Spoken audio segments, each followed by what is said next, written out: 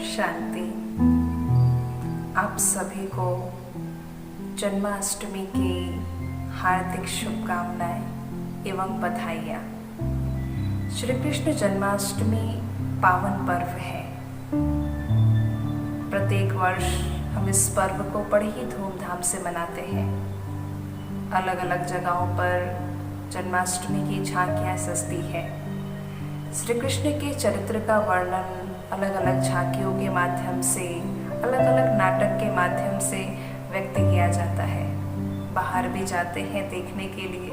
सुंदर सुंदर श्री कृष्ण की मूर्तियाँ, झांकियाँ सजती है और प्रत्येक वर्ष इस दिन का हमें बेसब्री से इंतज़ार भी रहता है कि बाहर जाएंगे, झांकियाँ सजी रहेगी, उसको देखने जाएंगे। इस वर्ष कहीं बाहर नहीं जाना है, घर पे ही रहना है, सुरक्षित रहना है।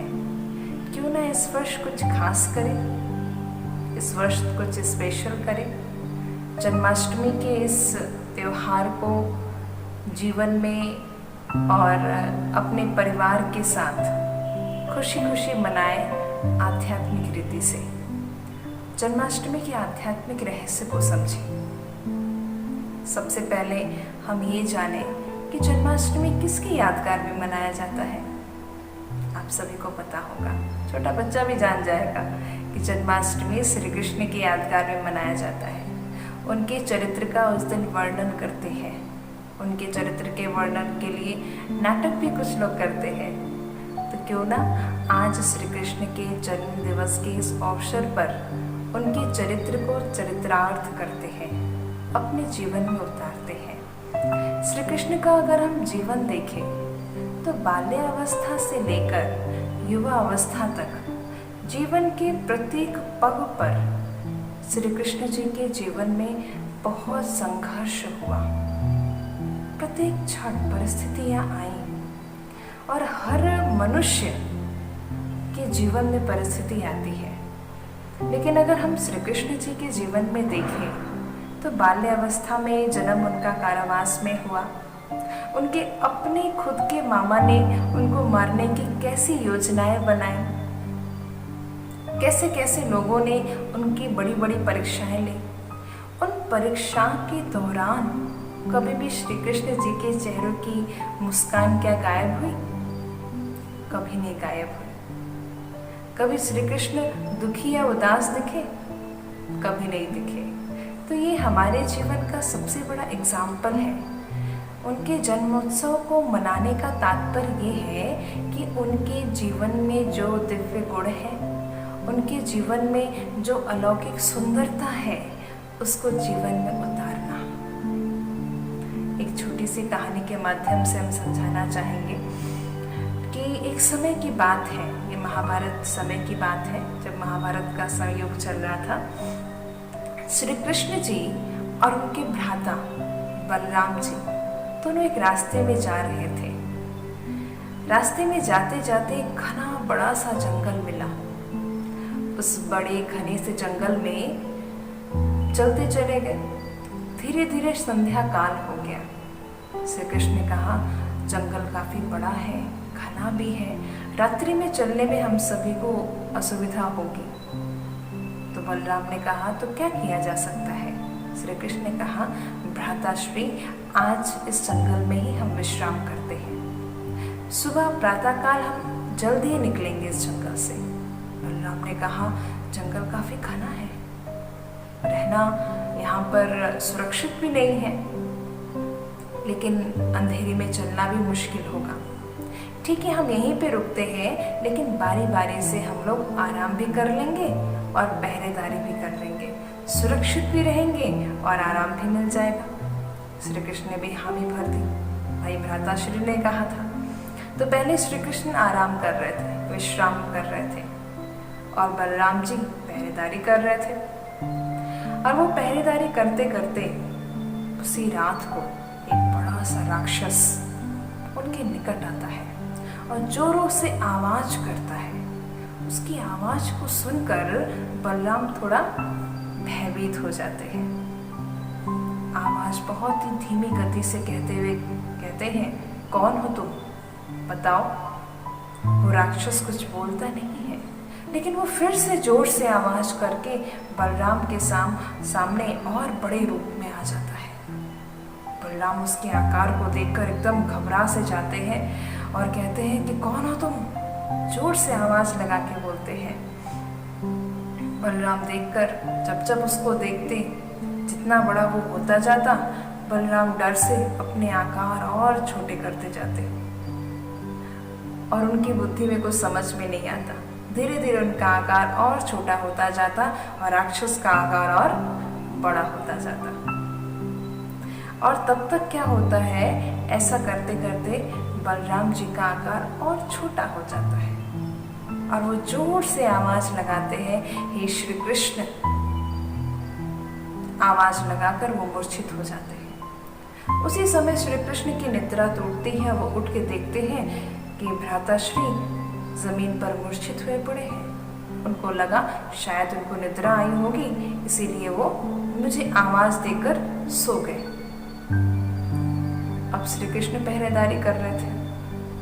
उसी रात को उसी क्षण राक्षस फिर से दोबारा आया। अब श्री कृष्ण के पास आया, जोर से आवाज किया। श्री कृष्ण ने उसके रूप को देखा, उसको प्रणाम किया, कहा आपको क्या चाहिए महाशय? उस राक्षस ने कुछ नहीं बोला। वो उस राक्षस ने देखा श्री कृष्ण डरे नहीं। जब वो डरते नहीं हैं तो उनका आकार और बड़ा होता जाता है, राक्षस का आकार छोटा होता जाता है। फिर राक्षस ने कोशिश की और बड़ी आवाज में अपना बड़ा रूप दिखाकर श्री कृष्ण को डराने के लिए। अब श्री कृष्ण जी बड़े विनम्रता पूर्वक कहते हैं, हे महाशय, आपको कोई मदद चाहिए तो आप अवश्य कहें, मैं आपकी क्या मदद कर सकता हूँ। अब श्री कृष्ण को ऐसा देखते हुए राक्षस को लगा ये डर नहीं रहे हैं। अब राक्षस और छोटा होता जाता है, श्री कृष्ण और बड़े होते जाते हैं। फिर राक्षस ऐसे करते करते एकदम छोटा हो जाता है। फिर श्री कृष्ण उस राक्षस को अपने हथेली में रखकर अपने कपड़े से बांधकर कमर में लपेट लेते हैं। प्रातःकाल जब सुबह होता है तो बलराम जी उठते हैं और कहते हैं, तुम्हें पता है कि इस रात को कौन आया था? एक बड़ा सा राक्षस आया था डराने के लिए हम सभी को। तो श्री कृष्ण ने कहा, अच्छा 1 मिनट। तो वो अपने कपड़े से उस छोटे से राक्षस को निकालकर अपने हथेली में दिखाते हैं, क्या ये राक्षस वही है भ्राताश्री? श्री कृष्ण को देखकर बलराम ने कहा, ये इतना छोटा कैसे हो गया? मैंने जब देखा तो ये बहुत विशाल रूप में था, अब ये छोटा कैसे हो गया तुम्हारे पास? हम कहानी से क्या समझते हैं कि जब श्री कृष्ण ने उस राक्षस का सामना किया तो राक्षस छोटा हो गया, लेकिन उसी राक्षस का सामना जब बलराम जी ने किया तो उस राक्षस का आकार बड़ा कैसे हो गया। वही राक्षस थे, लेकिन व्यक्ति अलग अलग प्रकार के थे। तो हम कहानी से क्या समझते हैं कि जीवन में परीक्षाएं, जीवन में परिस्थिति, भय का ऐसा वातावरण सबके जीवन में आता है। जब जीवन में परिस्थिति आती है तो हम सबसे ज़्यादा भयभीत हो जाते हैं, घबरा जाते हैं और उस परिस्थिति को सामना करना नहीं चाहते हैं, उसको अवॉइड करते हैं। और जब सामना नहीं कर पाते हैं, भय से ग्रसित हो जाते हैं, तो हम मूर्छित हो जाते हैं, घबरा जाते हैं और ऐसा कोई स्टेप उठा लेते हैं। इसलिए आज इस पावन अवसर पर हम दृढ़ निश्चय करें कि जीवन में कोई भी परिस्थिति आ जाए, हमको निर्भयता पूर्वक और बहुत ही मधुरता से, नम्रता से, धैर्यता से उसका सामना करना है, जैसे श्री कृष्ण जी ने किया। इसलिए हमने एक बहुत सुंदर सी लाइन भी पढ़ी थी, कहीं पर लिखा था कि तलवार की कीमत उसके मयान से नहीं, उसके धार से होती है। तलवार की कीमत उसके मयान से नहीं, उसके धार से होती है। कपड़ों की कीमत उसके चमक से नहीं, उसके तार से होती है। कपड़ों की कीमत उसकी चमक से नहीं, उसके तार से होती है। व्यक्ति की कीमत उसकी सुंदरता से नहीं, उसके निडर व्यक्तित्व से होती है। तो हमने देखा श्री कृष्ण जी ने कैसे निर्भयता पूर्वक उस राक्षस का सामना किया। तो हमारे जीवन में प्रतिक्षण परीक्षाएं आएंगी, परिस्थिति आएंगी, हमारा काम क्या है, उस परिस्थिति को बखूबी सामना करना। कभी भी चेहरों पर उदासी या फिर चेहरे पर दुख का नामो निशान नहीं था। तो आज इस पावन अवसर पर हम क्यों ना श्री कृष्ण के जीवन को अपने जीवन में चरितार्थ करें, उनके दिव्य गुणों को अपने जीवन में धारण करें। श्री कृष्ण जी का एक नाम भी था योगेश्वर। योगेश्वर क्यों पड़ा?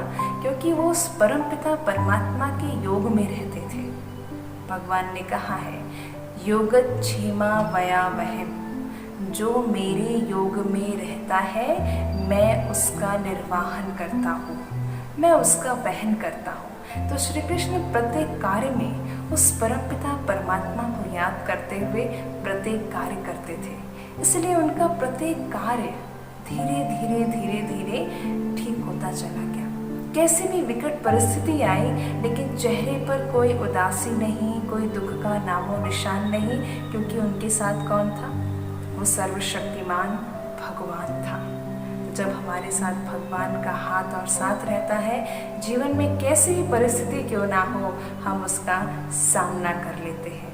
तो आइए आज इस पावन अवसर को थोड़ा अलग प्रकार से मनाएं और श्री कृष्ण जी के जीवन के जो चरित्र है, अलौकिक दिव्य गुण है, उसको अपने जीवन में उतारें। इन्हीं आशाओं के साथ ओम शांति।